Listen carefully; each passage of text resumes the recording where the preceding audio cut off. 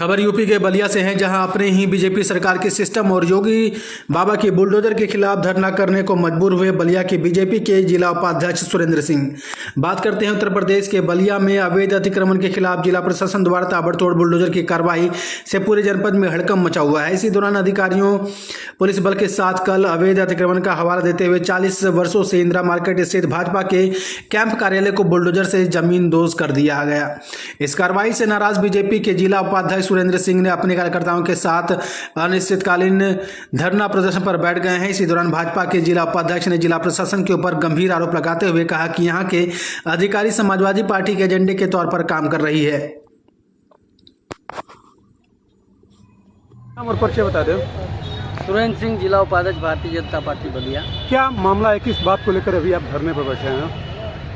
मैं धरने पर बैठा हूं कि भारतीय जनता पार्टी का जहां से मैं काम करता था 40 वर्षों से, उस कार्यालय को कल तोड़ दिया गया।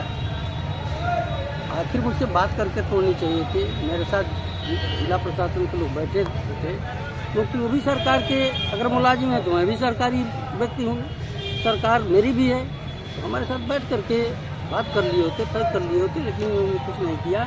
ये लोग सीधे आकर के बुलडोजर चलाना शुरू कर दिए। हम कहे भी थे जिलाधिकारी महोदय से हम बात करेंगे। संयोग से 2 दिन तक जिलाधिकारी महोदय कहीं मीटिंग में गए थे, नहीं बात हो पाई मुझसे, लेकिन ये लोग आकर के तोड़ दिए। क्या इतना तेजी था कि ये लोग तोड़ दिए? कौन सा दबाव था इन पर? तो मैं तो कल भी एक शायर कहा था, मैं कल एक शायर कहा था, मुझे तो अपनों ने लूटा, गैरों में कहाँ दम था, मेरी कश्ती वहीं पर डूबी जहाँ पानी कम था। तो जिस तरीके से जिला प्रशासन जो बुलडोजर की लगातार कार्रवाई कर रही है, क्या इससे भारतीय जनता पार्टी को नुकसान भी आने वाले चुनाव में हो सकता है? देखिए, जिस पूज्य योगी जी की सरकार और मोदी जी की सरकार कुमचा और ठेला चलाने वाले लोगों को 10-10 हज़ार रुपया दे रही है कि वो अपना जीवन यापन करें, अपने घर को पाले पोसे बड़ा करें, ये सारी सुविधाएं योगी और मोदी जी की सरकार दे रही है। और ये लोग उसी ठेला को उठा करके, जो कि 10,000 रुपया कर्ज लेकर के सब किया है, उस ठेला को उठाकर ट्रैक्टर में रख करके और ऊपर से जेसीबी से दबा दे रहे हैं। तो ये तोड़ने का अधिकार इनको कौन दिया है? क्या आया है क्या किसी पत्रक में लिख करके इनके जेसीबी की ठेला उठा करके तोड़ दीजिए? मारने का अधिकार कौन दिया है? किसी को पटक पटक करके पुलिस मारने लग रही है। ये कौन सा, ये क्या हो रहा है? मैं सीधे तौर पर कह रहा हूँ कि जिला प्रशासन समाजवादी पार्टी के नेतृत्व में यहाँ पर काम कर रही है और यहाँ के पूरे अधिकारी समाजवादी पार्टी के एजेंट के तौर पर काम कर रहे हैं। हम ही नहीं कर रहे हैं, ये एक भारतीय जनता पार्टी का एक मंडल से लेकर के और जिला तक का कार्यकर्ता कहेगा। फर्क इतना है कि मुंह नहीं खोल रहा है कि मेरा कोई पद चला जाएगा, मेरा कुछ चला जाएगा, बस इतना ही है। प्रशासन चाहती क्या है इस तरह का कारनामा करके? प्रशासन चाहती है कि जो पूज्य योगी जी की सरकार चली जाए और दूसरे की सरकार आ जाए। तो वहीं योगी जी और मोदी जी कहते हैं कि गरीबों के लिए व्यवस्थाएं करेंगे और तमाम तरह की व्यवस्थाएं उन्होंने दी भी हैं। तो आज इस तरह की जब कार्रवाई की जा रही है तो क्या असर पड़ेगा आपके चुनाव पे? चुनाव पे तो असर पड़ेगा, इसके क्यों नहीं पड़ेगा? मैं तो बताया है कि इनकी तोड़ दी जा रही है। जिसका 10,000 का पूंजी है उसका ठेला ही तोड़ देंगे तो 10,000 फिर कहाँ से लाएगा?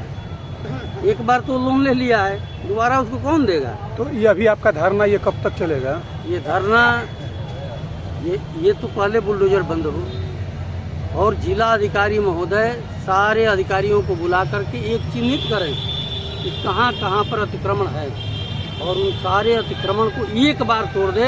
हर 2 महीने पर ये पैसा वसूल रहे हैं सब अतिक्रमण तोड़ करके। ये जो है 500 रुपया से लेकर के 50,000 रुपया तक की वसूली कर। कौन है ईओ? क्या नहीं कौन ईओ है, मैं जानता भी नहीं ईओ को, क्योंकि हम लोग जाते नहीं है किसी अधिकारी के पास।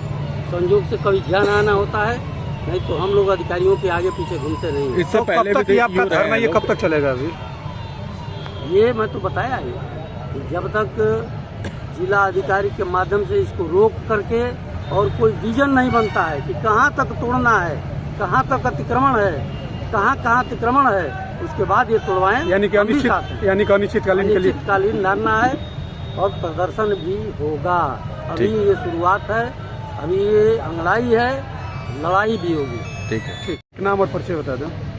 जी, मेरा नाम अशोक कुमार गुप्ता और राहुल, पूर्व सांसद प्रत्याशी लोकसभा बलिया। जी, अभी आप कहाँ पे बैठे हैं, किस तरह की आप लोग धरना प्रदर्शन यहाँ पे कर रहे हैं? देखिए, जिस तरीके से अतिक्रमण अभियान की 2-3 दिनों से कार्रवाई चल रही है, उसमें हमारे बड़े भाई सुरेंद्र सिंह जी का जो 40-50 वर्षों से कैंप था, उसको जो है कि नगर पालिका द्वारा तोड़ दिया गया है।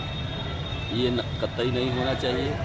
पहले जिला प्रशासन को सुनिश्चित करना चाहिए कि जो अवैध अतिक्रमण जिले में लगभग 40-50 वर्षों से जिन गली सैनिटरी गलियों को लोगों ने कब्जा कर रखा है, उन लोगों को नगर पालिका के कर्मचारियों द्वारा चिन्हित करके उसकी वीडियो रिकॉर्डिंग करके और एक पहले उसकी कार्रवाई होनी चाहिए।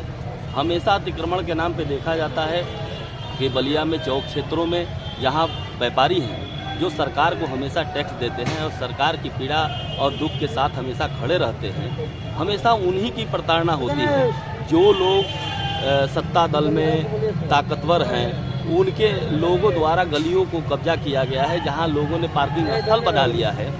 क्या जिला प्रशासन वहां कार्रवाई नहीं करेगी? छोटे हमारे जो व्यापारी है, स्ट्रीट वेंडर हैं, जो अस्थायी दुकान लगाते हैं, जिसको भारत सरकार द्वारा 10,000 से 50,000 तक रुपए का ऋण दिया जाता है, उसको जो है नस्तो नाबूद किया जा रहा है। ये सरकार को बदनाम किया जा रहा है।